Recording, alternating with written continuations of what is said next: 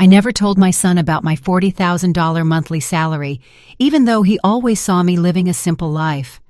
One day, he invited me to dinner with his wife's parents, who were visiting from abroad.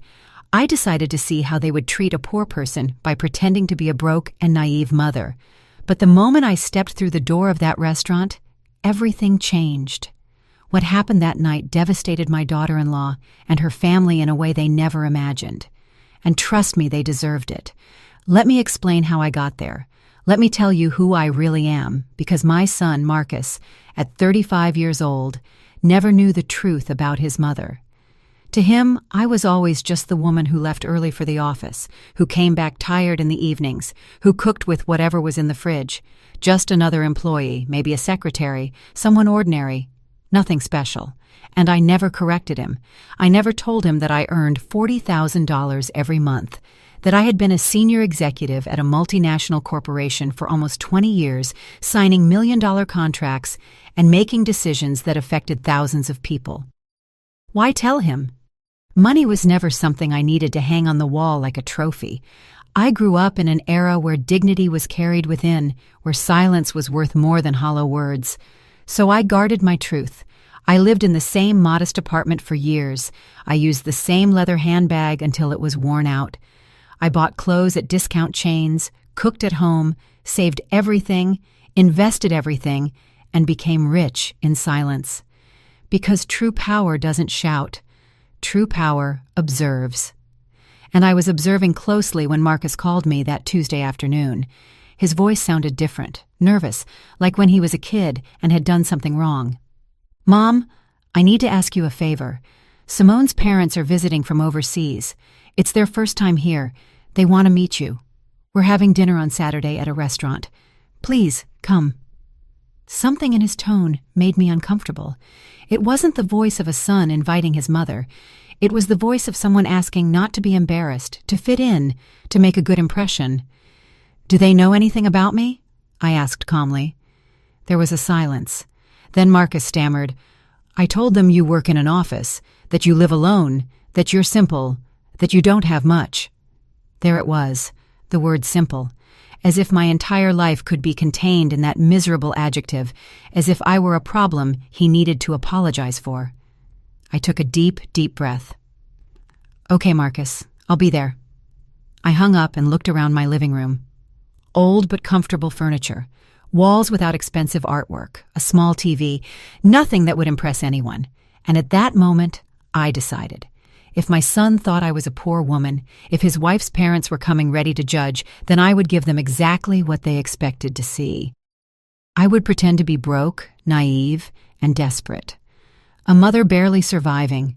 I wanted to feel firsthand how they treated someone who had nothing. I wanted to see their true faces because I suspected something. I suspected Simone and her family were the type of people who measured others by their bank accounts, and my instinct never fails. Saturday arrived. I dressed in the worst outfit I owned. A light gray, shapeless, wrinkled dress, the kind they sell at a thrift store. Old, worn-out shoes, no jewelry, not even a watch. I grabbed a faded canvas tote bag, pulled my hair back into a messy ponytail, and looked in the mirror. I looked like a woman broken by life, forgettable, perfect. I got into a taxi and gave the address, a high-end restaurant in the most exclusive part of the city, the kind where the menu doesn't list prices, where each table setting costs more than the average person's monthly salary. As we drove, I felt something strange, a mix of anticipation and sadness. Anticipation because I knew something big was coming. Sadness because a part of me still hoped I was wrong. I hoped they would treat me well, that they would be kind, that they would look past the old clothes. But the other part, the one that had worked 40 years among corporate sharks, that part knew exactly what was waiting for me. The taxi stopped in front of the restaurant. Warm lights, a doorman in white gloves, elegant people entering. I paid, stepped out, took a deep breath, crossed the threshold, and there they were. Marcus was standing next to a long table near the windows. He wore a dark suit, a white shirt, and shiny shoes. He looked anxious. Beside him was Simone, my daughter-in-law. She wore a tailored cream dress with gold accents, high heels, her perfectly straight hair falling over her shoulders. She looked impeccable, as always. But she wasn't looking at me. She was looking towards the entrance with a tense, almost embarrassed expression. And then I saw them, Simone's parents, already seated at the table, waiting like royalty on their thrones. The mother, Veronica, wore a fitted emerald green dress, full of sequins, jewels on her neck, wrists, and fingers. Her dark hair was pulled back in an elegant bun. She had that cold, calculated type of beauty that intimidates. Beside her was Franklin, her husband, an immaculate gray suit, a giant watch on his wrist, a serious expression. Both looked like they had stepped out of a luxury magazine. I walked toward them slowly, with short steps, as if I were afraid. Marcus saw me first, and his face changed. His eyes widened. He looked me up and down. I noticed him swallow. "Mom, you said you'd come." His voice sounded uncomfortable. "Of course, son. Here I am." I smiled timidly, the smile of a woman unaccustomed to such places. Simone greeted me with a quick kiss on the cheek. Cold, mechanical. "Mother-in-law, it's nice to see you." Her eyes said the opposite. She introduced me to her parents in a strange, almost apologetic tone. "Dad, Mom, this is Alara, Marcus's mother." Veronica looked up, studied me, and in that instant I saw everything. The judgment, the disdain, the disappointment. Her eyes scanned my wrinkled dress, my old shoes, my canvas tote. She didn't say anything at first, just extended a hand, cold, quick, and weak. "A pleasure." Franklin did the same, a weak handshake, a false smile. Charmed. I sat down in the chair at the end of the table, the one furthest from them, as if I were a second-class guest. No one helped me pull out my chair. No one asked if I was comfortable. The waiter arrived with the elegant, heavy menus, written in French. I opened mine and pretended not to understand anything. Veronica watched me. "Do you need help with the menu?" she asked with a smile that didn't reach her eyes. "Yes, please. I don't know what these words mean." My voice came out small, timid. She sighed and ordered for me. "Something simple," she said. "Something that doesn't cost too much. We don't want to overdo it." The phrase hung in the air. Franklin nodded. Marcus looked away. Simone played with her napkin. No one said anything, and I just watched. Veronica started talking first about general things, the journey from abroad, how tiring the flight was, how different everything was here. Then she subtly began to talk about money. She mentioned the hotel where they were staying. $1,000 a night. She mentioned the luxury car they had rented, obviously. She mentioned the stores they had visited. We bought a few things. Nothing major, just a few $1,000s. She spoke, looking at me, expecting a reaction, expecting me to be impressed. I just nodded. "How nice," I said. "That's lovely," she continued. "You know, Alara, we've always been very careful with money. We worked hard, we invested well. Now we have properties in 3 countries. Franklin has major businesses, and I oversee our investments." She smiled, a smile of superiority. "And you, Alara, what exactly do you do?" Her tone was sweet, but venomous. "I work in an office," I replied, lowering my gaze. "I do a little bit of everything, paperwork, filing, simple things." Veronica exchanged a look with Franklin. "Ah, I see. Administrative work. That's fine. It's honest. All jobs are dignified, right?" "Of course," I replied. The food arrived. Enormous plates with tiny portions, all decorated like art. Veronica cut her steak with precision. "This costs $80, she said, "but it's worth it. Quality is worth paying for. One can't just eat anything.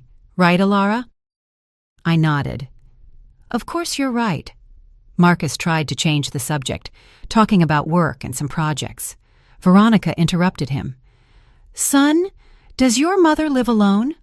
Marcus nodded. "Yes, she has a small apartment." Veronica looked at me with feigned pity. It must be difficult, isn't it? Living alone at your age without much support? And does your salary cover everything? I felt the trap closing. I barely replied, but I manage. I save where I can. I don't need much. Veronica sighed dramatically.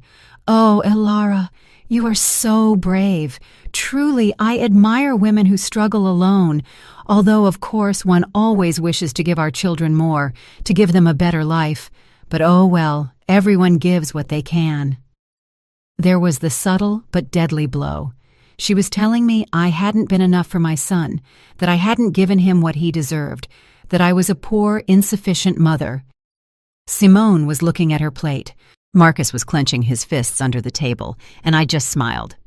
Yes, you're right. Everyone gives what they can. Veronica continued. We always made sure Simone had the best. She went to the best schools, traveled the world, learned 4 languages. Now she has an excellent job, earns very well. And when she married Marcus, well, we helped them quite a bit. We gave them money for the down payment on the house. We paid for their honeymoon because that's just who we are. We believe in supporting our children. She looked at me intently. And you, Elara, were you able to help Marcus with anything when they got married? The question floated like a sharp knife. Not much, I replied. I gave them what I could, a small gift. Veronica smiled. How sweet. Every detail counts, right? The amount doesn't matter. The intention is what's important. And right then, I felt the rage begin to stir within me. The rage wasn't explosive. It was cold, controlled, like a river under ice. I breathed slowly, kept the timid smile, and let Veronica keep talking, because that's what people like her do. They talk, they inflate themselves, they show off, and the more they talk, the more they reveal themselves, the more they expose the emptiness inside. Veronica took a sip of her glass of red, expensive wine, swirling it in her hand as if she were an expert. This wine is from an exclusive region in France. It costs $200 a bottle, but when you know quality, you don't skimp. Do you drink wine, Elara? Only on special occasions, I replied, and usually the cheapest one. I don't understand much about these things. Veronica smiled condescendingly. Oh, don't worry. Not everyone has a trained palate. That comes with experience, with travel, with education.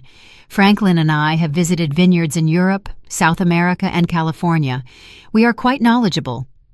Franklin nodded. It's a hobby, something we enjoy. Simone is learning too. She has good taste. She inherited it from us. He looked at Simone with pride. Simone offered a weak smile. Thanks, Mom. Veronica turned to me. And you, Elara? Do you have any hobbies? Anything you enjoy doing in your free time? I shrugged. I watch television, cook, walk in the park. Simple things. Veronica and Franklin exchanged another look, a look loaded with meaning, with silent judgment. How lovely, Veronica said. Simple things have their charm too. Although, of course, one always aspires to more, right?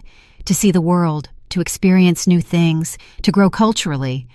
But, well, I understand not everyone has those opportunities. I nodded. You're right. Not everyone has those opportunities. The waiter arrived with dessert, tiny portions of something that looked like edible art. Veronica ordered the most expensive one. $30 for a piece of cake the size of a cookie. This is delicious, she said after the first bite. It has edible gold on top. See those little golden flakes? It's a detail only the best restaurants offer. I ate my dessert, simpler, cheaper, in silence. Veronica continued. You know, Elara, I think it's important that we talk about something as a family, now that we are all here. She looked up. Her expression changed, becoming serious, falsely maternal. Marcus is our son-in-law, and we love him very much. Simone loves him, and we respect that decision. But as parents, we always want the best for our daughter. Marcus tensed up. Mom, I don't think this is the time. Veronica raised her hand. Let me finish, son. This is important. She looked at me. Elara, I understand you did the best you could with Marcus. I know raising him alone wasn't easy, and I truly respect you for that. But now Marcus is at another stage in his life. He is married, he has responsibilities, and well, Simone and he deserve to have stability. Stability? I asked softly. Yes, Veronica replied. Financial, emotional stability. We have helped a lot and we will continue to help, but we also believe it's important that Marcus doesn't have unnecessary burdens. Her tone was clear. She was calling me a burden, me, his mother-in-law. Simone was looking at her plate as if she wanted to disappear. Marcus had his jaw clenched. Burdens? I repeated. Veronica sighed. I don't want to sound harsh, Alara, but at your age, living alone with a limited salary, it's natural for Marcus to worry about you, to feel that he must take care of you, and that's fine. He is a good son. But we don't want that worry to affect his marriage. Do you understand me? Perfectly, I replied. Veronica smiled. I'm glad you understand. That's why we wanted to talk to you. Franklin and I have thought about something. She paused dramatically. We could help you financially, give you a small monthly allowance, something that allows you to live more comfortably without Marcus having to worry so much. Obviously, it would be modest. We can't work miracles, but it would be a support. I remained silent, watching her, waiting. She continued, and in exchange, we would only ask you to respect Marcus and Simone's space. Not to seek them out so much, not to pressure them, to give them the freedom to build their life together without interference. How does that sound? There was the offer, the bribe disguised as charity.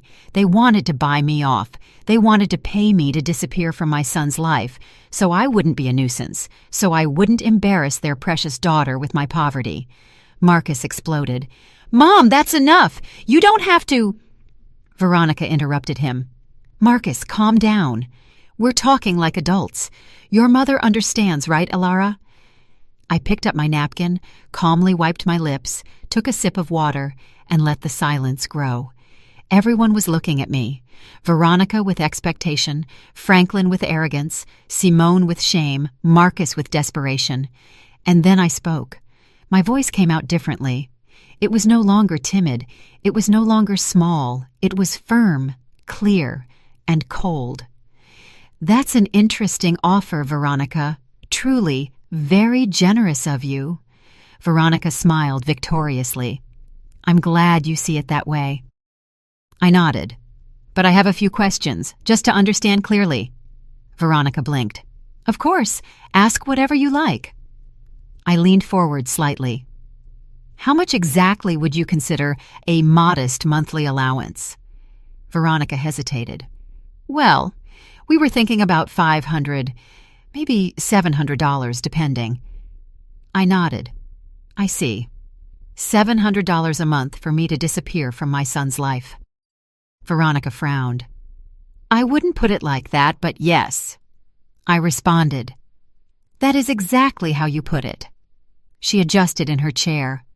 Alara, I don't want you to misunderstand. We just want to help. Of course, I said. Help. How did you help with the house down payment? How much was that? Veronica nodded proudly. $40,000. Actually, $40,000. Ah, $40,000. How generous. And the honeymoon? $15,000, Veronica said. It was a 3-week trip through Europe. Incredible. Unbelievable, I replied. So you've invested about $55,000 in Marcus and Simone. Veronica smiled. Well, when you love your children, you don't hold back. I nodded slowly. You're right. When you love your children, you don't hold back. But tell me something, Veronica. All that investment, all that money, did it buy you anything? Veronica blinked, confused. Like, did it buy you respect? I continued. Did it buy you real love? Or did it just buy obedience? The atmosphere changed. Veronica stopped smiling. Excuse me. My tone became sharper. You've spent the entire night talking about money, about how much things cost, how much you spent, how much you have.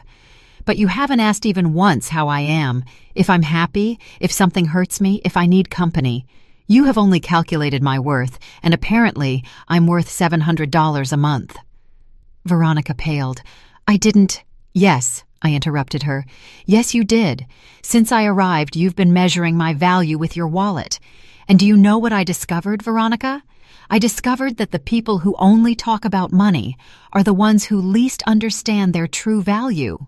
Franklin intervened. I think you are misinterpreting my wife's intentions. I looked at him directly. And what are her intentions? To treat me with pity? To humiliate me throughout dinner? To offer me alms so I'd vanish? Franklin opened his mouth but said nothing. Marcus was pale. Mom, please. I looked at him. No, Marcus, please don't. I'm done being quiet. I placed the napkin on the table. I leaned back in my chair. There was no more timidity in my posture, no more shrinking.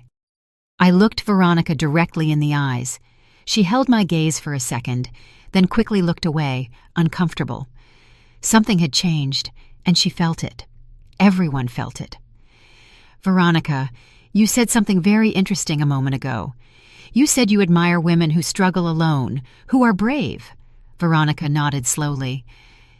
Yes, I did. Then, let me ask you something. Have you ever struggled alone? Have you ever worked without your husband backing you? Have you ever built something with your own 2 hands without your family's money? Veronica stammered. I have my own achievements. Like what? I asked with genuine curiosity. Tell me. Veronica adjusted her hair. I manage our investments. I oversee properties. I make important decisions in our businesses. I nodded. Businesses your husband built, properties you bought together, investments made with the money he generated, or am I wrong? Franklin intervened, annoyed. That's not fair. My wife works just as hard as I do. Of course, I replied calmly. I don't doubt she works, but there is a difference between managing money that already exists and creating it from scratch, between overseeing an empire you inherited and building it brick by brick, don't you think? Veronica pressed her lips together. I don't know where you are going with this, Ilara. Let me explain, I replied. 40 years ago, I was 23 years old. I was a secretary in a small company. I earned minimum wage. I lived in a rented room. I ate the cheapest food I could find, and I was alone, completely alone. Marcus stared at me. I had never told him this in such detail. I continued. One day, I got pregnant. The father disappeared. My family turned their backs on me. I had to decide whether to keep going or give up. I chose to keep going. I worked until the last day of my pregnancy. I went back to work 2 weeks after Marcus was born. A neighbor took care of him during the day. I worked 12 hours a day. I paused and drank some water. No one spoke. I didn't stay a secretary. I studied at night. I took courses. I learned English at the public library. I learned accounting, finance, administration. I became an expert in things no one taught me, all on my own, all while raising a child alone, all while paying rent, food, medicine, and clothes. Veronica was staring at her plate. Her arrogance was starting to crumble. And you know what happened, Veronica? I climbed up little by little, from secretary to assistant, from assistant to coordinator, from coordinator to manager, from manager to director. It took me 20 years of non-stop work, of sacrifices you can't even imagine. But I did it. And do you know how much I earn now? I asked. Veronica shook her head. $40,000 a month. The silence was absolute, as if someone had hit a pause button on the universe. Marcus dropped his fork. Simone's eyes went wide. Franklin frowned in disbelief, and Veronica froze, her mouth slightly open. $40,000, I repeated. Every month, for almost 20 years, that's almost $10 million in gross income over my career. Not counting investments, not counting bonuses, not counting company stock. Veronica blinked several times. No, I don't understand. You earn $40,000 a month? That's right, I replied calmly. I am the regional director of operations for a multinational corporation. I oversee 5 countries. I manage budgets of hundreds of millions of dollars. I make decisions that affect more than 10,000 employees. I sign contracts that you couldn't read without lawyers, and I do it every day. Marcus was pale. Mom, why did you never tell me? I looked at him tenderly. Because you didn't need to know, son. Because I wanted you to grow up valuing effort, not money. Because I wanted you to become a person, not an heir. Because money corrupts, and I wasn't going to let it corrupt you. But then, Simone whispered, why do you live in that small apartment? Why do you wear simple clothes? Why don't you drive a luxury car? I smiled. Because I don't need to impress anyone. Because true wealth isn't shown off. Because I learned that the more you have, the less you need to prove it. I looked at Veronica. That's why I came dressed like this tonight. That's why I pretended to be poor. That's why I acted like a broken, naive woman. I wanted to see how you would treat me if you thought I had nothing. I wanted to see your true colors. And boy, did I see them, Veronica. I saw them perfectly. Veronica was red with shame, rage, and humiliation. This is ridiculous. If you earned so much money, we would know. Marcus would know. Why would he believe you are poor? Because I let him, I replied. Because I never talked about my job. Because I live simply. Because the money I earn, I invest, I save, I multiply. I don't spend it on flashy jewelry or showing off in expensive restaurants. Franklin cleared his throat. Even so, this doesn't change the fact that you were rude, that you misinterpreted our intentions. Really? I looked at him fixedly. I misinterpreted when you said I was a burden to Marcus? I misinterpreted when you offered to pay me $700 to disappear from his life? I misinterpreted every condescending comment about my clothes, my job, my life? Franklin didn't answer. Neither did Veronica. I stood up. Everyone looked at me. Let me tell you something that clearly no one has ever told you. Money does not buy class. It does not buy real education. It does not buy empathy. You have money, perhaps a lot, but you don't have an ounce of what truly matters. Veronica stood up, furious. And you do? You, who lied, who deceived us, who made us look like fools? I didn't make you look like fools, I replied coldly. You took care of that all on your own. I just gave you the opportunity to show who you are, and you did it magnificently. Simone had tears in her eyes. Mother-in-law, I didn't know. I know, I interrupted her. You didn't know, but your parents knew exactly what they were doing. They knew they were humiliating me, and they enjoyed it until they discovered that the poor woman they scorned has more money than they do. And now they don't know what to do with that information. Veronica trembled. You have no right. I have every right, I replied, because I am your son-in-law's mother, because I deserve respect, not because of my money, not because of my job, but because I am a human being, something you forgot throughout this entire dinner. Marcus stood up. Mom, please, let's go. I looked at him. Not yet, son. I'm not finished yet. I looked at Veronica one last time. You offered to help me with $700 a month. Let me make you a counteroffer. I will give you $1 million right now if you can prove to me that you ever treated someone kindly who didn't have money. Veronica opened her mouth, closed it, and said nothing. Exactly, I replied. You can't, because to you, people are only worth what they have in the bank, and that is the difference between you and me. I built wealth, you just spend it. I earned respect, you buy it. I have dignity, you have bank accounts. I picked up my old canvas tote. I pulled out a black platinum credit card. I dropped it on the table in front of Veronica. This is my corporate card, unlimited limit. Pay for the entire dinner with a generous tip. Consider it a gift from a broke and naive mother. Veronica looked at the card as if it were a poisonous snake, black, shiny, with my name engraved in silver letters, Elara Sterling, Regional Director.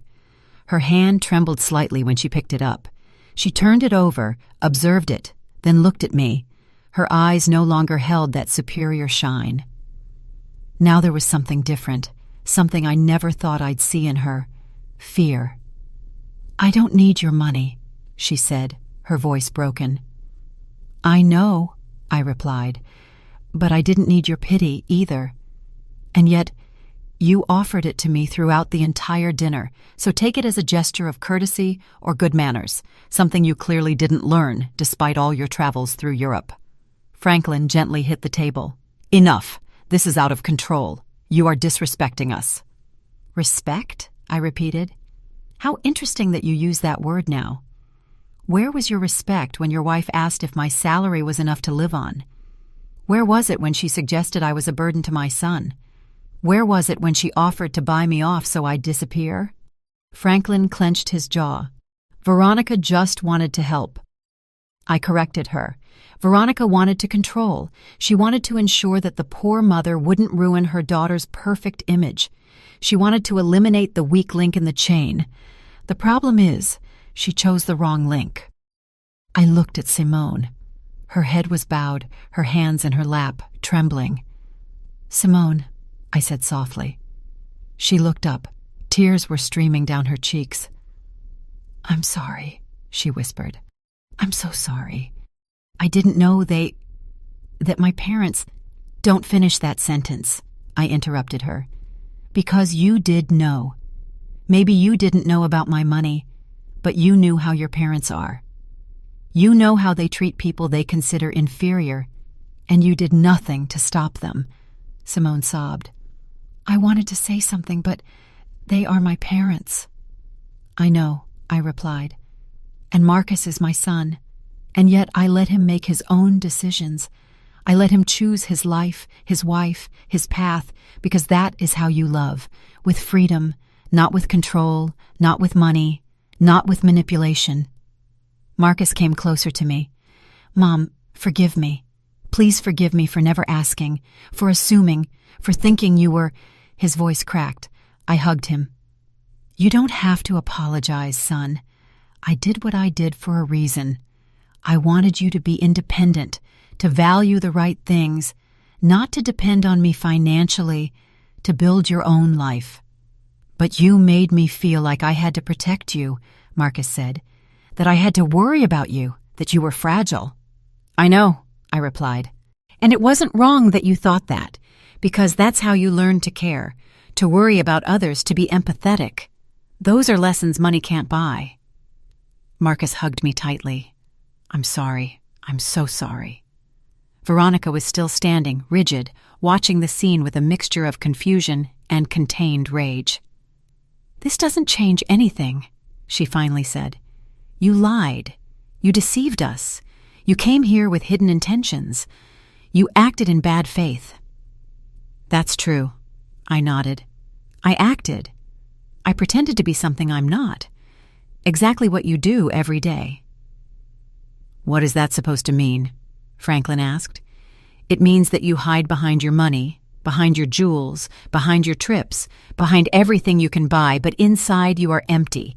You don't have deep conversations. You don't have real interests. You have nothing to offer beyond a bank account." Veronica gave a dry, bitter laugh. "Coming from someone who lied all night, that's hypocrisy." "Perhaps," I replied, "but my lie exposed the truth, your truth, and now you can't hide. Now you know that I saw you, that I felt every comment, that I stored every insult disguised as advice, and that I will never forget it." The waiter timidly approached. "Excuse me, would you like anything else?" Franklin shook his head abruptly. "Just the check." The waiter nodded and disappeared. Veronica sat back down, defeated. Her posture was no longer elegant. It was the posture of someone who had just lost something important, and it wasn't money, it was power. "Elara," she said, in a softer, less aggressive voice, "I don't want this to ruin the relationship between our families. Marcus and Simone love each other. They have a life together. We can't let this—" I interrupted her. "Let this what? Let this ruin your plans? Let this expose what you really think? It's too late for that, Veronica. The damage is done. But we can fix it," she insisted. "We can start over." "No," I cut her off firmly. "We can't, because now I know who you are, and you know who I am. And that truth cannot be erased with empty apologies or fake smiles. You treated me like trash, and you did it with pleasure because you thought you could." Franklin cleared his throat. "You were the one who came here lying. You provoked this situation." "You're right," I nodded. "I provoked this because I needed to know. I needed to confirm what I already suspected, that you are not good people, that your money doesn't make you better, that you are exactly the kind of people who despise others for not having the same things. Veronica wiped away a tear. We are not bad people. Maybe not, I replied, but you are definitely not good, and there is a huge difference between those two things. The waiter returned with the check and left it in the center of the table. No one touched it. Veronica looked at my black card still in her hands, then looked at me. I'm not going to use your card, she said. We will pay our own bill, as we always do. Perfect, I replied. Then keep that card as a souvenir, as a reminder that not everything is as it seems, that the woman you scorned all night has more than you will ever have. And I'm not just talking about money. Veronica put the card down on the table. I don't want it. I don't want your moral lecture either. I pushed it back toward her. Keep it anyway, because something tells me you'll need it. Someday you'll run into someone like me, someone who pretends to be less than they are, and you'll make the same mistake again, because people like you never learn. Franklin took out his wallet, pulled out several credit cards, all golden, all shiny. He chose one and put it on the check. The waiter took it and left. No one spoke during those waiting minutes. The silence was thick, uncomfortable, and heavy. Simone cried quietly. Marcus held my hand. Veronica stared at the wall. Franklin checked his phone to avoid eye contact. The waiter returned. Sir, your card was declined. Franklin looked up abruptly. How was it declined? The waiter repeated. Declined. Do you have another form of payment? Franklin turned red. That's impossible. That card has an extremely high limit. It must be a system error. The waiter shrugged. I can try again if you like. Franklin handed him another card. The waiter left. Veronica nervously looked at her husband. What happened? I don't know, Franklin replied, irritated. It must be a bank error.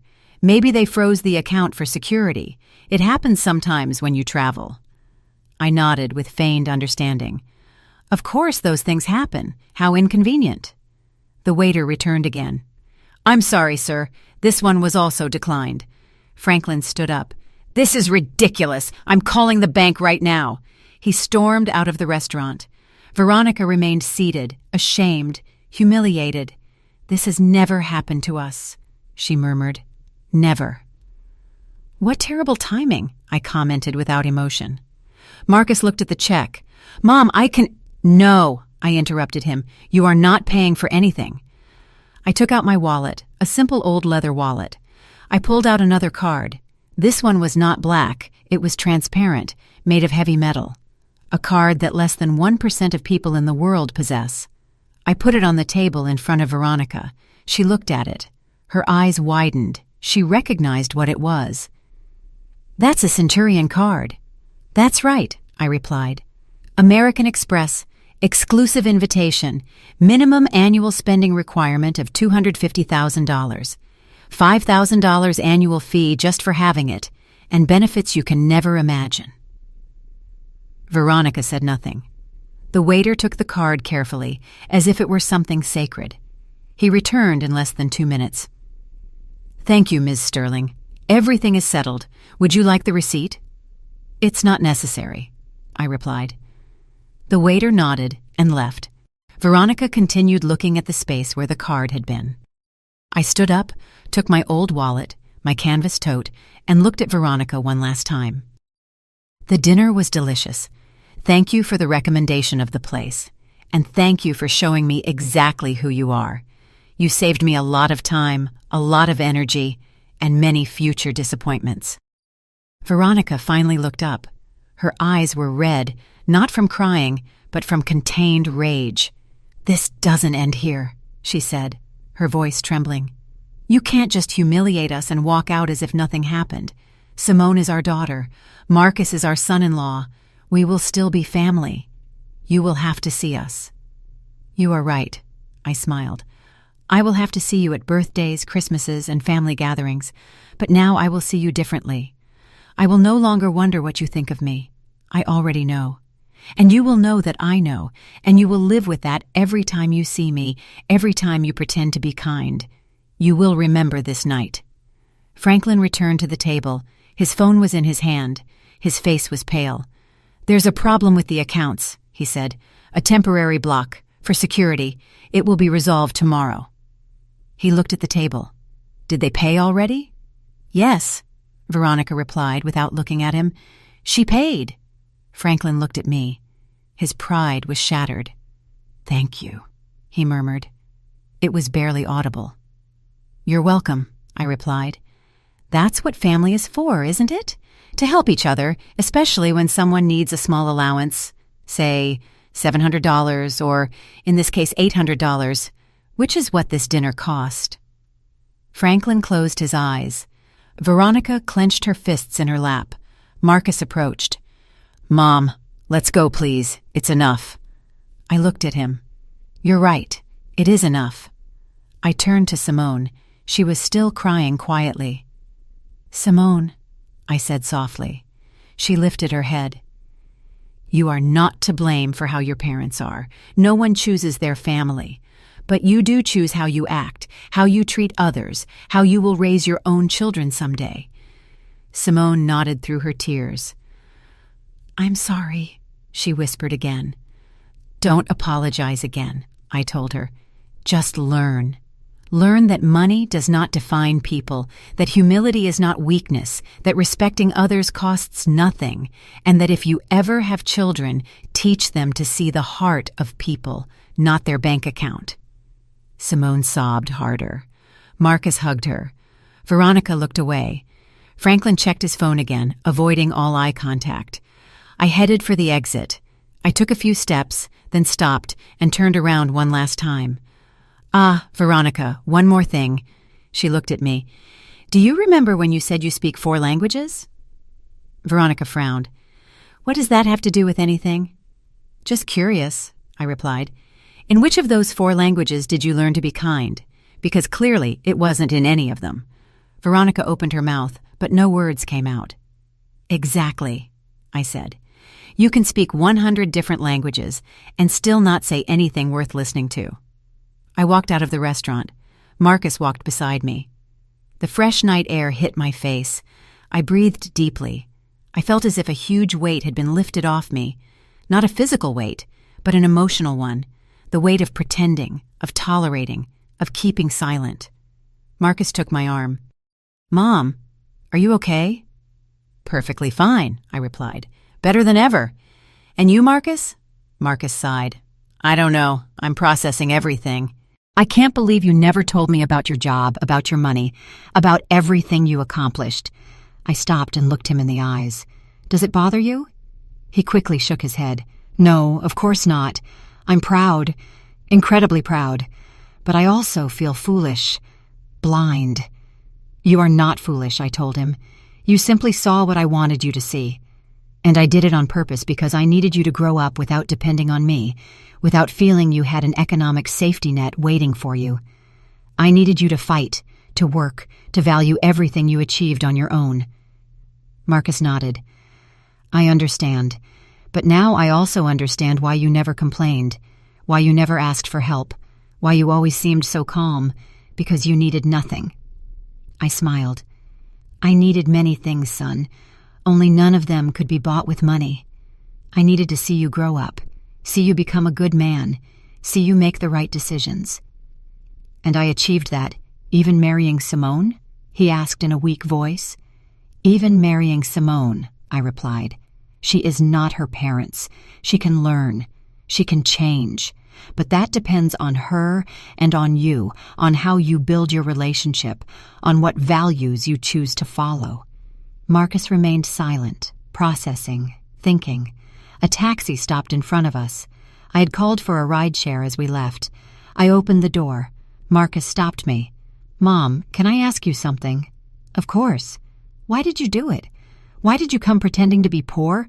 Why didn't you just tell them the truth from the beginning?" I closed the taxi door. I turned to him. "Because I needed to know, son. I needed to confirm if my suspicions were correct, if Simone's family was really as I imagined. And unfortunately, I was right." Marcus lowered his gaze. "I'm sorry." You don't have to apologize for them, I told him. But you do have to decide what kind of husband you want to be, what kind of father you want to be someday. What do you mean? He asked. I mean that you have just seen two very different ways of handling money and power, your in-laws' way and mine. They use it to control, to humiliate, to feel superior. I use it to have freedom, to help without showing off, to live peacefully. You decide which path to follow. Marcus slowly nodded. I understand. I opened the taxi door again and got in. I rolled down the window. Marcus came closer. Mom, one last question. Tell me, are you ever going to forgive Veronica and Franklin? I thought about it for a moment. Forgiving doesn't mean forgetting, I replied, nor does it mean allowing it to happen again. I might forgive them someday when I see a real change, when they start seeing people as people, not as numbers, but until then, I will simply be polite, distant, and extremely cautious. And me? Marcus asked. Do you forgive me for not asking, for assuming, for allowing this dinner to happen? I looked at him tenderly. Son, there is nothing to forgive. You did what you thought was right. You wanted your family to meet. That is beautiful. What happened afterward was not your fault. It was theirs, and a little bit mine, too, because I decided to play their game. Marcus smiled weakly. You won. I won, I nodded, but I don't feel victorious. I feel tired and sad because I confirmed something I didn't want to confirm, that some people will never change, that some families are broken even if they have money, that there are voids no bank account can fill. The taxi driver cleared his throat. Ma'am, should we go? Yes, I replied. Give me 1 second. I looked at Marcus one last time. Go to Simone. Talk to her, listen to her, support her. But also be honest. Tell her how you felt tonight. Tell her what you expect from her family and from her. Because if you don't establish boundaries now, this will happen again and again. I will, Marcus promised. I love you, Mom, and I mean it more now than ever, because now I know who you really are, and you are incredible. I smiled. I love you too, son. I always have. I always will, no matter how much money I have or don't have, because love has no price, and that is a lesson Veronica and Franklin will never learn. Marcus stepped away from the taxi. I gave a signal to the driver. Can we go? The taxi started. I looked out the window. I saw Marcus walking back toward the restaurant, his shoulders slumped, thoughtful. He was probably going back to find Simone, to face his in-laws, to have difficult conversations. And I felt proud, because that meant he was maturing, he was learning, he was choosing to be better than the example he had just witnessed. The taxi sped through the city's illuminated streets. I closed my eyes and thought about everything that had happened, every word, every look, every moment of tension, and I wondered if I had done the right thing, if I had been too harsh, too cruel, too vengeful. But then I remembered every disguised insult, every condescending comment, every look of disdain, and I knew that no, I hadn't been too anything, I had simply been honest. Finally, the taxi was crossing the empty streets of the night. The lights of the buildings flashed quickly past the window. I opened my old canvas tote and took out my phone. A simple phone, nothing ostentatious, nothing attention-grabbing. I had 3 unread messages. One from my assistant asking about a Monday meeting, another from a colleague congratulating me on a closed contract, and one from an unknown number. I opened the unknown message. It was from Simone. Mother-in-law, please forgive me. I didn't know my parents would be like that. I am ashamed. I need to talk to you, please. I looked at the message for a long time. I thought about responding. Then I decided not to. No, she still needed time. She needed it too. Words rushed out of guilt rarely mean anything real. True changes take time, reflection, and consistent action. I put the phone aside. The taxi driver looked at me through the rearview mirror. Excuse me for asking, ma'am, is everything okay? I looked up at him. Yes, everything is fine. Why? Well, you got in very quietly. And normally the people who come out of that restaurant are happy, talking about how delicious the dinner was. You came out as if you had been in a war. I smiled slightly. Something like that. Was it that obvious? He shrugged. I've been driving a cab for 20 years. I've seen it all. Drunk people, people fighting, couples breaking up, families arguing. And you have that look of someone who just said something they'd been keeping inside for years. You're perceptive, I told him. It's my job, he replied. Plus it helps pass the time. Do you want to talk about it? You don't have to, but sometimes it helps to tell things to a stranger. Someone who isn't going to judge you, someone who doesn't know you. I thought about his offer. It was tempting, but I shook my head. Thank you, but I think I've talked enough for today. He nodded. I understand, but let me tell you something. Whatever happened in there, you did the right thing. I know because you are calm. You are not crying. You are not screaming. You are processing, and that means you spoke your truth.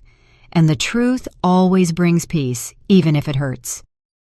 His words surprised me. He was an older man, maybe 60 years old, with gray hair and working hands. A simple man, like the one I pretended to be. Do you believe in the truth? I asked him. I believe in honesty, he replied. Not always the absolute truth, because the truth changes depending on who tells it. But honesty doesn't. Honesty is saying things the way you feel them, without masks, without lies, even if it hurts, even if it makes things awkward, even if it costs you something. I nodded. You're right. My wife always told me I was too direct, he continued, that I said things without a filter, that I hurt people without meaning to, and maybe she was right. But she also told me that she never doubted me because she knew that what came out of my mouth was real, not calculated, not manipulated, just real. I smiled. She sounds like a good woman. She was, he replied. She died 5 years ago. I'm sorry, I said sincerely. He shook his head. Don't be sorry. We had 40 years together. 40 years of honesty, of fights, of reconciliations, of laughs, of tears. And not once did I go to sleep wondering what she really thought, because she always said it. And so did I. That is a gift. You're right, I murmured. It's a gift. The taxi stopped at a red light. Can I ask you something personal? The taxi driver asked. Go ahead. Are you rich? The question took me by surprise, not because of the question itself, but because of the direct way he asked it. Why do you ask that? Because I picked you up from a $1,000 per person restaurant, but you dress like someone who shops at discount stores. You have an old bag, worn-out shoes, but you talk like an executive. You move like someone with power, and you paid for my cab with crisp new bills that you pulled out of a wallet that looks 20 years old. Observant, I commented. Part of the job, he repeated. Then am I? It depends on how you define rich, I replied.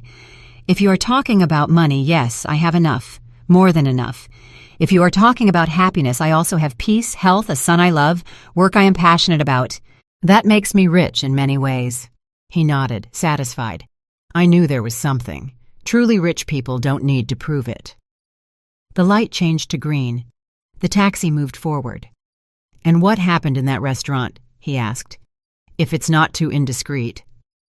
I pretended to be poor, I replied, to see how they would treat me. He let out a loud laugh. Seriously? That is brilliant. And how did they treat you? Like trash, I said without emotion. They humiliated me.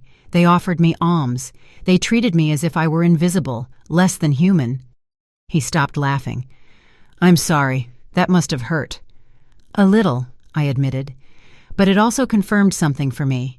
That I was right about those people. That they weren't worth my time. That they didn't deserve my respect. And now they know it. Now they know who I am. And they will have to live with that shame. The taxi driver whistled softly. That must have been epic. It was, I smiled. It definitely was. We arrived at my building. An older, middle-class building. Nothing luxurious, nothing impressive, but comfortable, safe, home. The taxi driver parked and looked at the building. "You live here?" "I live here," I confirmed. He shook his head, astonished. "You truly are special. Most people with money move to expensive areas, to buildings with doormen, private security, gyms, and pools. You live like a normal person." "I am a normal person," I replied. "I just have more money than most. But that doesn't make me different. It doesn't make me better. Money is just a tool, not an identity." He smiled. "I wish more people thought that way. The world would be better." I took out my wallet. "How much is it?" $30, he replied. I gave him a $100 bill. "Keep the change, ma'am. This is too much." "It's not," I said. "You listened to me. You gave me perspective. You reminded me that there are still good people. That is worth more than $70. He took the bill carefully. "Thank you. Truly. Thank you." "Thank you," I replied. "And take care of that honesty. It's rare. It's valuable. Don't lose it." "I won't," he promised. I got out of the taxi, closed the door. He rolled down the window. "Ma'am, one last thing. Tell me. Whatever happened tonight, don't regret it. Don't feel sorry, because people like you, the people who speak the truth, even if it hurts, are the ones who change the world. Little by little, one conversation at a time." I smiled. "Thank you. I will remember that." The taxi drove away. I stood in front of my building, looking up at my 5th-floor window. The light was off, dark, silent, waiting for me. I entered the building and walked up the stairs. I never used the elevator. I preferred to walk, to stay active. I reached my door. I took out my keys, the same keys I had had for 15 years. I opened the door. The apartment was cold, empty. I turned on the light. Everything was in its place. The simple living room, the small kitchen, the dining room with mismatched chairs, the walls without expensive artwork. And I felt at peace because this place was mine, truly mine, not bought to impress, not decorated to show off, simply a space where I could be myself, without masks, without pretensions. I took off my old shoes, took off the wrinkled gray dress, and put on comfortable clothes, and old, soft, familiar pajamas. I made myself some tea, sat on the sofa, and turned on the television. News. Nothing interesting. I turned it off. I sat in silence, thinking, processing, feeling. And for the first time in many years, I felt completely free. Free from pretending, free from being silent, free from tolerating, free from being less than I was. Because that night, I didn't just expose Veronica and Franklin.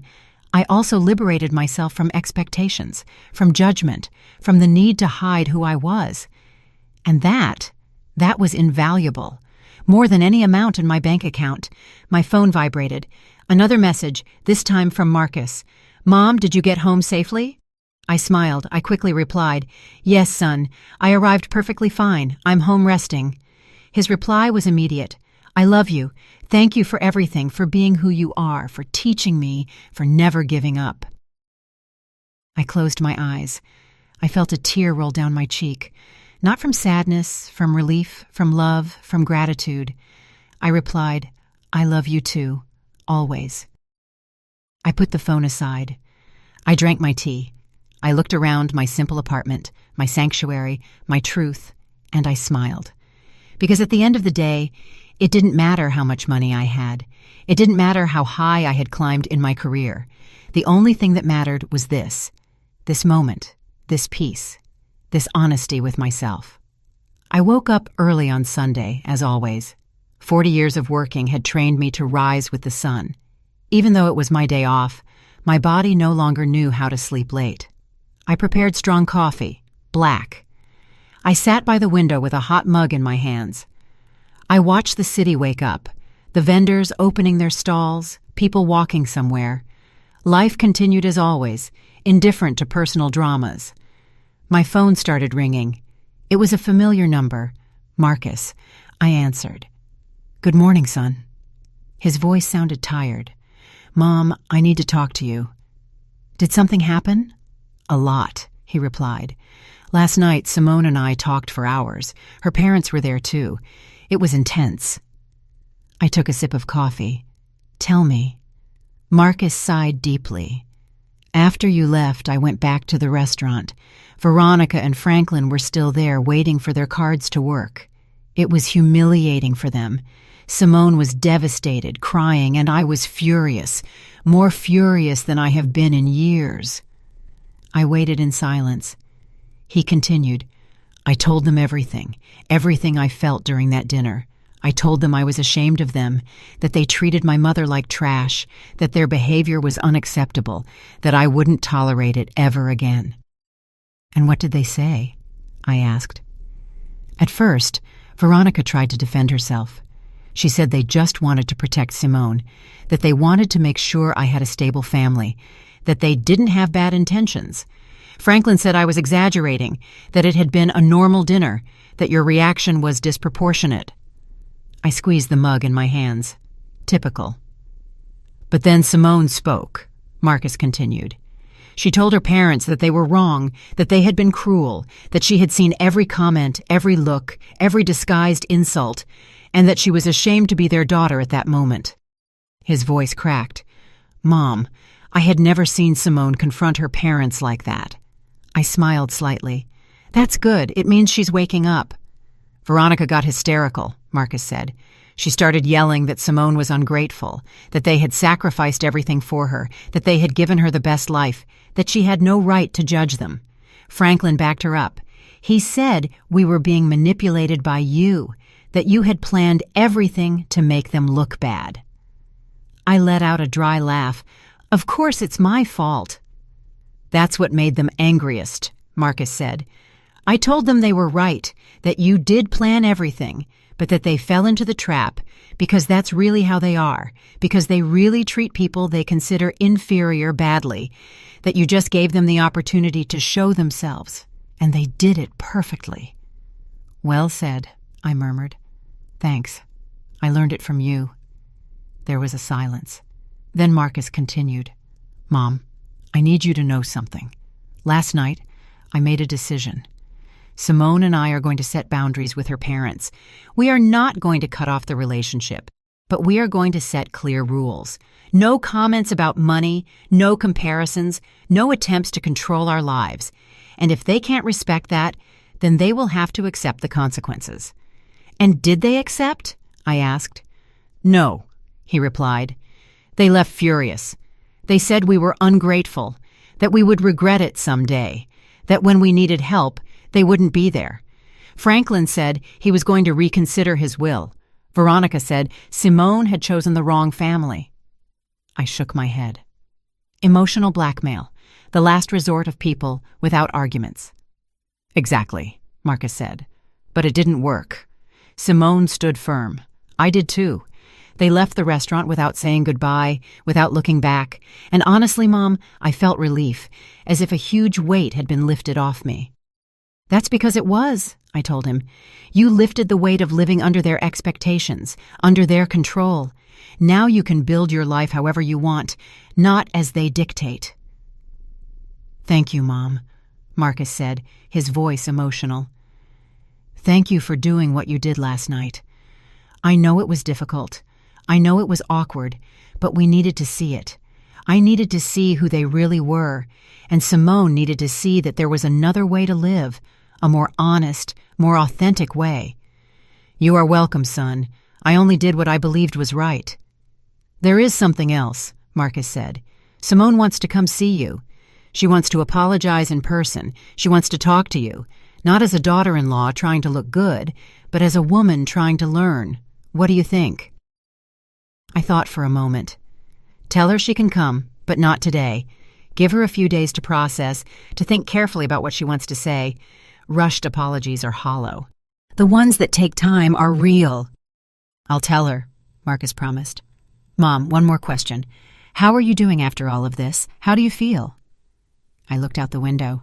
The sun was fully up now. The day had officially begun. I'm well, I replied. Better than well.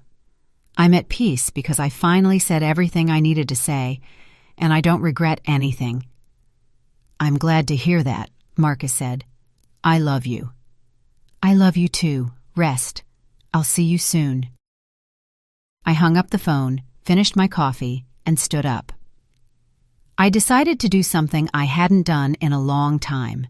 Go for a walk aimlessly, without rushing, just walking and thinking.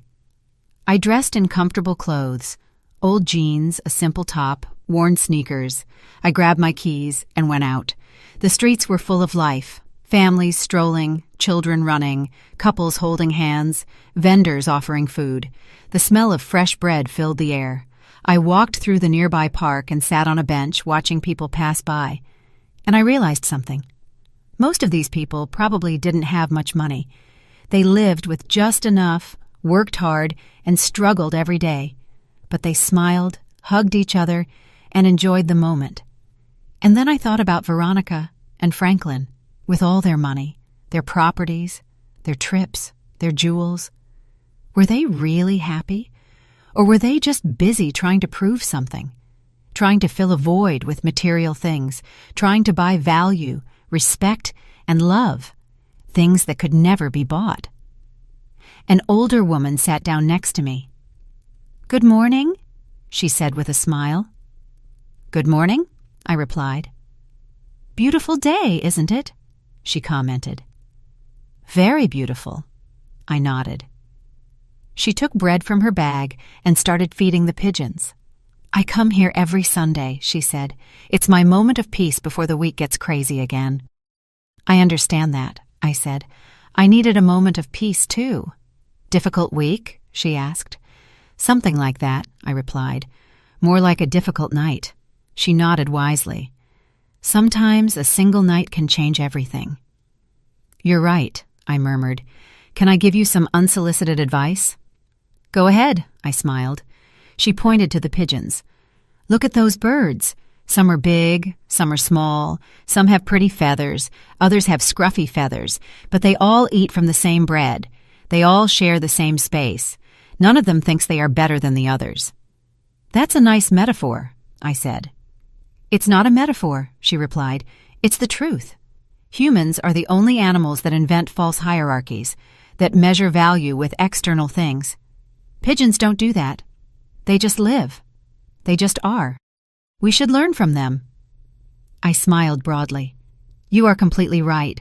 I should give classes to some people I know." She laughed. "Oh, child, at my age, I don't give classes. I just observe and share what I see. But most people don't listen. They are too busy running, buying, competing, forgetting that in the end, we all end up in the same place. With or without money, with or without jewels, with or without properties. We all end up turning into dust." "How philosophical," I commented. "How realistic," she corrected. "I have lived 82 years. I have seen it all, and I can tell you something. The most miserable people I met were the ones who had the most, because it was never enough. They always wanted more. They always competed. They always compared. And they died without having truly lived, without having truly loved, without having truly been." Her words resonated deep within me, as if she had touched upon something I already knew but hadn't articulated. "Thank you," I told her, "for sharing that." She patted my hand. "You're welcome, child. And remember, it doesn't matter how much you have or don't have. What matters is how you treat others, because that is what remains. That is what transcends. That is the only inheritance worth having." She slowly stood up, put her empty bag away, and waved goodbye. "Have a beautiful Sunday." "You too," I replied. I watched her walk away, a small woman, hunched with age, wearing old clothes and worn shoes, but with more wisdom than all the Veronicas and Franklins in the world combined. And I felt grateful for that encounter, for that reminder, for that truth, and powerful. I stayed on the bench for a while longer, thinking, feeling, processing everything that had happened, and I came to a conclusion. I didn't regret anything, no word, no action, because everything I did last night was necessary. It was liberating. It was honest. And honesty, even when it hurts, is always the right path. 3 days passed before Simone knocked on my door. 3 days of silence, processing, and reflection. When I heard the bell ring that Wednesday afternoon, I knew who it was. I opened the door. There she was, without makeup, her hair pulled back in a simple ponytail, dressed in jeans and a plain top. No jewelry, no heels. She looked vulnerable, real, different from the woman I had seen in the restaurant. "Mother-in-law," she said in a low voice. "May I come in?" I stepped aside.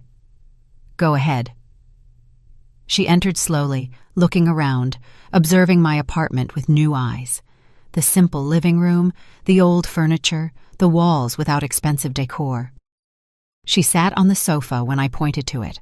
I sat across from her, waiting, without pressuring, letting her find her words. "I don't know where to start," she finally said. "Start where you feel ready," I replied. She took a deep breath. "I came to apologize, but not just with words. I came to explain why my parents are the way they are and why I stayed silent for so long." I listened in silence. Simone continued, her voice trembling. "My parents grew up poor, in a small town overseas, without electricity, without running water, working in the fields since they were children. They saw their own parents die young due to lack of medicine, lack of money. They went hungry, they suffered, and they promised themselves they would never be poor again. They would do whatever it took to get out of there." I nodded. "I understand. That explains a lot." "They worked like animals," Simone continued. "They saved every penny. They immigrated looking for opportunities. Franklin built his business from scratch, literally from scratch. And when they started earning money, they never forgot what it was like not to have it. That's why they talk about it so much. That's why they measure everything by that standard, because to them, money means survival. It means security. It means never going back to that dark place." "It's understandable, Femeno," I said.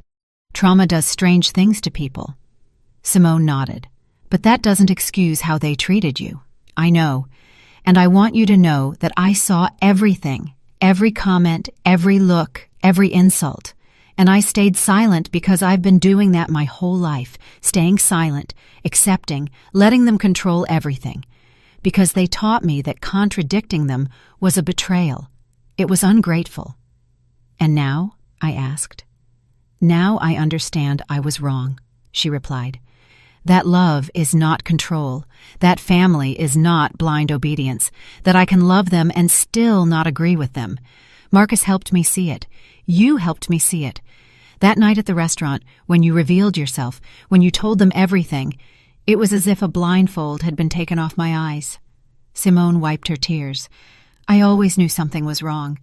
I always felt that the way they measured people was incorrect. But I convinced myself that it was me, that I was too sensitive, that I didn't understand the world. But you showed me that no, there is another way to live. A way where money does not define your worth, where humility is strength, where authenticity is wealth." I took a sip of water.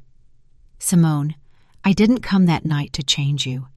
I came to protect myself, to know who I was dealing with."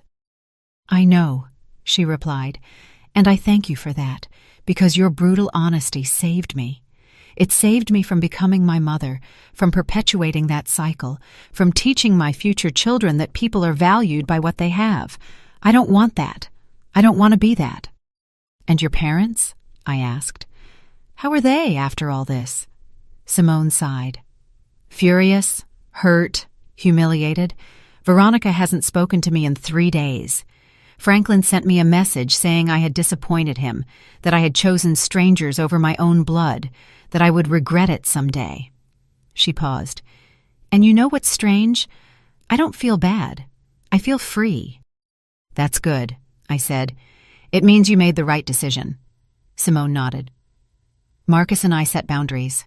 We told them they can be a part of our lives, but only if they respect us, if they respect our decisions, if they stop trying to control us with money or emotional blackmail. And if they can't do that, then they will have to accept a distant relationship."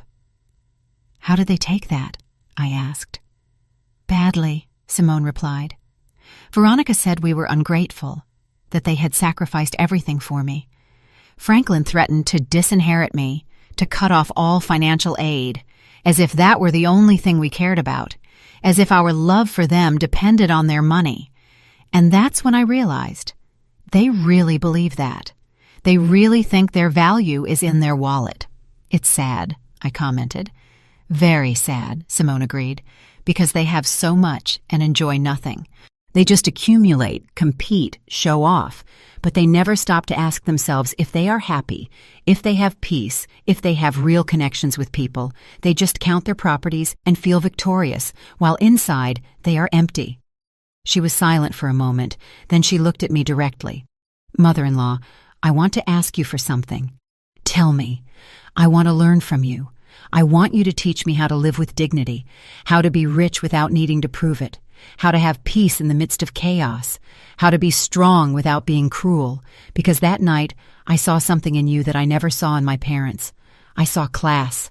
I saw real power. I saw a woman who didn't need to shout to be heard." I smiled tenderly. "Simone, I can't teach you that. That is learned by living, by making mistakes, by falling, by getting up. The only thing I can do is share my experience and tell you that the path is not easy. You will face criticism, judgment, people who won't understand why you live differently. But if you stay true to yourself, if you live according to your values, you will find peace, and that peace is worth more than any amount of money." "I want to try," Simone said. "I want to be better, not just for Marcus, but for me, because I deserve to live without that constant pressure, without that need to impress, without that fear of not being enough."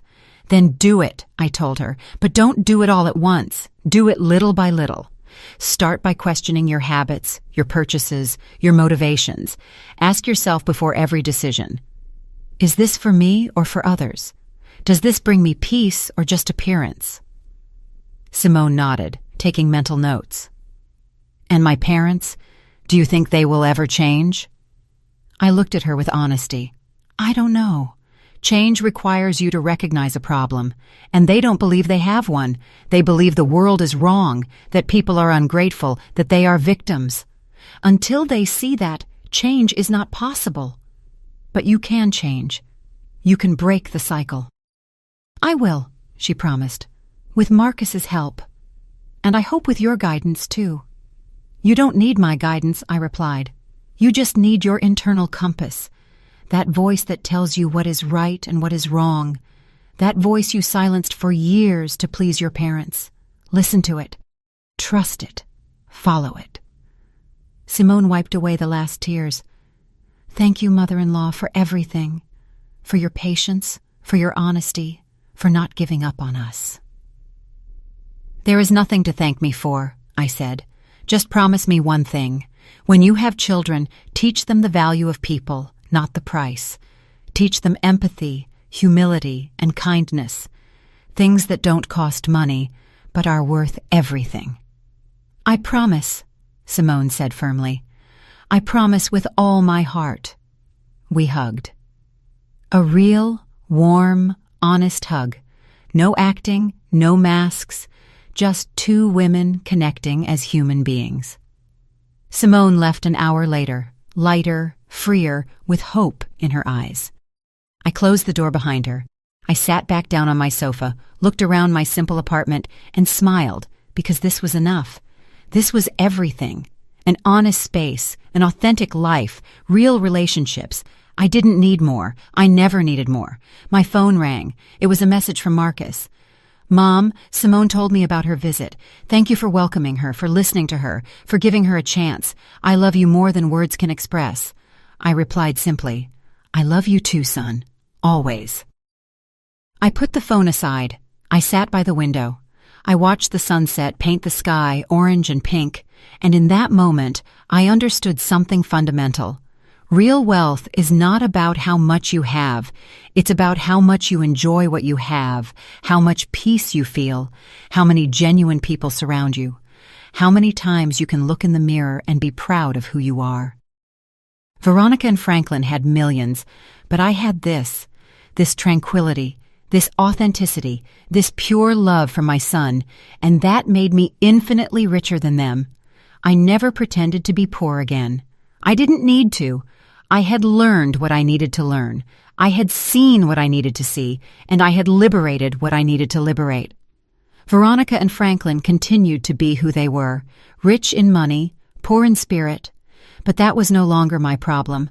I had spoken my truth. I had set my boundaries. I had protected my peace. And for the first time in a long time, I didn't have to pretend who I was. I was simply Alara, mother, executive, woman, survivor, fighter, rich in every sense that truly mattered. And that was more than enough. It was everything. Did you like the story? And which city are you listening from? Let's meet in the comments. If you like the story, you can support me by sending a super thanks so I can keep bringing more stories like this. Thank you so much for your sweet support. I'm looking forward to your comments on the story. On the screen, you can see 2 new life stories that I highly recommend. There's so much more on my channel. Don't forget to subscribe. See you in the next life story with love and respect.